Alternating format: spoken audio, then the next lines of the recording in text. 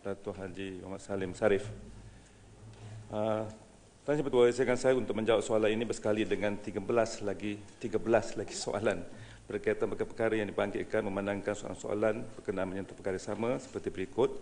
Muhammad Datuk Lee Han Yuk juga pada hari ini, Muhammad Tan Sri Muhammad Ali Muhammad Rostam pada 8 Disember, Muhammad Datuk Harudin Samad pada 9 Disember, Muhammad Puan Noraha Abu Bakar, Muhammad Datuk Yahya Mak Gani, Muhammad Datuk Haji Yunus Haji Kurus pada 10 Disember, Yang Muhammad Laksmana Tan Sri Datuk Sri Muhammad Anwar Haji Muhammad Nur, Yang Muhammad Datuk Haji Abdul Rahman Mak Yassin dan Muhammad Tan Sri Datuk Haji Ibrahim Abdul Rahman pada 14 Disember, Muhammad Datuk Haji Yunus Haji Kurus pada 16 Disember, Yang Muhammad Datuk Jaspal Singh dan Yang Muhammad Datuk Haji Muhammad Suhaimi Abdullah pada 21 Disember dan Yang Muhammad Datuk Profesor Dr. Sim Pihan pada 22 Disember. Silakan. Tuan Ketua, kerajaan sememangnya amat serius dalam menangani isu jerebu walaupun dah berlalu. Merentas sempadan, jerebu merentas sempadan yang berlaku hampir setiap tahun. Tindakan pencegahan dan kawalan kepada masalah jerebu ini dilaksanakan melalui kerjasama di peringkat ASEAN dan dua hala. Antara kemajuan terpenting yang telah dicapai dalam usaha menangani masalah jerebu adalah kerajaan Indonesia akhirnya telah meratifikasi perjanjian ASEAN mengenai pencemaran jerebu, perentas sempadan, iaitu ASEAN Agreement on Transboundary Pollution AATHP pada bulan Januari 2015 yang lalu. Merujuk kepada masalah jerebu yang melanda negara baru-baru ini, beberapa tindakan drastik telah diambil termasuk yang melibatkan kepimpinan tertinggi negara yang berterusan membuat kesan agar penyelesaian segera kepada masalah jerebu dapat diambil.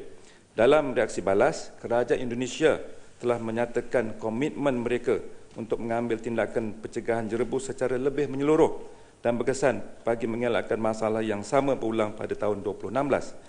Selain itu, dari aspek penyaluran bantuan mengenai kaedah penyelesaian jerebu secara jangka masa panjang, Malaysia kini dalam proses rundingan dengan Kerajaan Indonesia untuk memeterai satu perjanjian persafan MOU yang baru sebagai kesinambungan kepada MOU yang telah berakhir pada 3 Jun 2013. Perkara ini telah dibincangkan dalam perjumpaan antara Menteri-Menteri Alam Sekitar ASEAN semasa mesyuarat ke-11 Conference of the Parties to the ASEAN Agreement on Transboundary Haze Pollution ataupun COP11 yang berlangsung di Hanoi, Vietnam pada 29 Oktober 2015, di mana kerajaan Indonesia telah bersetuju untuk memutamatkan dokumen MOU dalam tempoh yang terdekat. Mengenai tindakan undang-undang yang boleh diambil terhadap pihak-pihak yang menyebabkan masalah jerebu, satu undang-undang berkaitan jerebu merentas sempadan perlulah dirangka terlebih dahulu bagi membolehkan proses perundangan diambil terhadap mereka. Kementerian masih dalam peringkat perbincangan dengan Jabatan Peguam Negara bagi mengkaji keperluan untuk menggubal dasar dan mewujudkan mekanisme undang-undang tersebut. Sekian, terima kasih. Soal tambahan seterusnya, Datuk Salim. Terima kasih Menteri yang menjawab. Isu jerebu ini merupakan isu yang merentas sempadan. Isu ini bukan saja mengenai kebakaran hutan, tapi ia juga menjadi kerana birokrasi di antara satu negara dengan satu negara yang lain. Sesungguhnya saya percaya Malaysia telah menjalankan tugas dengan baik berurusan dengan pihak Indonesia baru-baru ini. Sungguh pun begitu, difahamkan bahawa kesalahfahaman timbul semasa krisis jerebu baru-baru ini, antaranya ialah perbezaan indeks pencemaran udara yang lain dan juga pendekatan yang sesuai. Isu siapakah sepatutnya mengetuai kempen memadam api dan juga isu berapa kos yang kerajaan ataupun kementerian mengeluarkan untuk berlakunya pencemaran ini. Ia juga memberi kesan langsung kepada pelajar-pelajar sekolah kerana pemberitahuan pencemaran ini tengah malam. Pelajar akhirnya ibu bapa bersusah untuk menempatkan anak-anak yang tidak pergi sekolah. Apakah langkah kementerian di masa akan datang supaya perkara ini dapat dimaklumkan lebih awal? Kalau ianya berlaku, supaya tidak tengah malam pukul 1, pukul 2, 3 pagi dan akhirnya pelajar ini pergi ke sekolah dan sekolah tutup. Dan di mana pelajar ini nak duduk ibu bapa bekerja, maka wujudlah perkara-perkara yang tidak baik. Jadi saya berharap dengan soalan saya, berapa kos yang perlu dibelanjakan dengan isu jerebu yang baru-baru ini. Terima kasih. Terima kasih Yang Berhormat, terima kasih Tan Sri Yang Bertua. Memang benar, jerebu ini telah menyebabkan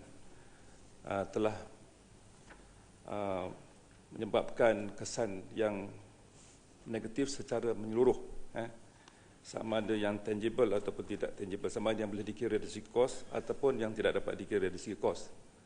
Yang Berhormat bertanya tentang berapakah kos yang telah ditanggung semasa musim jerebu, khususnya dari segi kempen, dari segi tindakan dan sebagainya. Sebenarnya Yang Berhormat, sehingga ini kos yang ditanggung meliputi operasi pembinaan awan oleh Jabatan Meteorologi Malaysia, pemadaman kebakaran oleh pembordia milik MPMM, bahagian topeng, penutup hidung dan mulut serta lain-lain berkaitan, masih lagi dalam proses pengiraan. Sebab sehingga ini nampak Yang Berhormat lebih ke depan untuk tahu berapakah jumlah keseluruhan yang dibelanjakan. Yang Berhormat tadi sebut tentang tindakan-tindakan yang diambil oleh beberapa pihak, termasuklah Kementerian Pendidikan atau pihak sekolah dalam memberitahu notis untuk mengambil tindakan mengelak jerebu ni. Sebenarnya Berhormat, kita ada tindakan utama dalam pelan tindakan jerebu kebangsaan, mana semuanya mengikut pelan tindakan jerebu kebangsaan. Umpamanya, saya sebut satu contoh, sekiranya EPU melebihi 100, menghentikan aktiviti kurikulum sekolah untuk murid-murid yang berisiko tinggi. Sekiranya EPU melebihi 100 lebih 72 jam, pembenihan awan bergantung kepada kehadiran awan dan cuaca yang bersesuaian. Maknanya, Tan Sri Yang Bertua, pelan tindakan ada, dilaksanakan, cuma seperti yang disebut oleh Yang Berhormat tentang sekolah, ada juga kejadian-kejadian di mana Kementerian Pendidikan mengambil tindakan lebih proaktif. Umpamanya begini, umpamanya dijangkakan pada pukul 11 esok pagi, contohlah, IPU boleh melebihi 150. Walaupun pada hari ini, petang ini katakan baru 110. Oleh kerana dijangka, maka awal-awal lagi pihak Kementerian Pendidikan ataupun sekolah tertentu membuat pengisytiharan bahawa sekolah itu ditutup. Maknanya, nampak pada peringkat awal agak macam kalang kabut, tapi sebenarnya itu lebih baik daripada kalau sekolah ditutup waktu pelajar atau murid sedang bersekolah. Tetapi lama kelamaan nampak rakyat Malaysia, terutamanya ibu bapa, anak-anak telah pun dengan izin get used to it. Anda telah biasa dengan arahan yang lebih ke depan. Misalnya, kita cuti sekolah besok walaupun hari ini IPU rendah. Belum lagi sampai ke tahap 200 dan sebagainya. Sekian, terima kasih. Saya persilakan Dato' Syamri. Terima kasih Tan Sri Yang Di-Pertua. Kalau kita lihat jerebu yang lepas dan tahun-tahun yang sebelumnya berlaku, saya tak nampak jalan, saya selaku peribadi tak nampak jalan jerebu ini dapat diselesaikan. Dan tiap-tiap tahun kita lihat bila ada perbincangan, maka ada negara-negara yang menuding jari ke arah negara-negara lain. Soalan saya bukan itu, Yang Berhormat Tan Sri. Soalan saya, semasa berlaku jerebu, saya ke hospital kerana anak saya terlibat. Dan saya terpaksa menunggu di tempat kecemasan lebih kurang 1,5 jam. Kerana ramainya yang menunggu untuk berjumpa dengan doktor. Soalan saya, Tan Sri, kepada Yang Berhormat Menteri, apakah ada kerjasama di antara Kementerian Yang Berhormat Menteri dengan Kementerian Kesihatan dalam menangani perkara ini di masa hadapan. Yang lepas-lepas, tapi di masa hadapan. Kerana perkara ini amat penting. Saya melihat sendiri bagaimana budak-budak yang bergelimpangan menunggu untuk masuk berjumpa dengan doktor. Terima kasih, Yang Berhormat Tan Sri. Terima kasih Muhammad, terima kasih Tan Sri Yang Di-Pertua.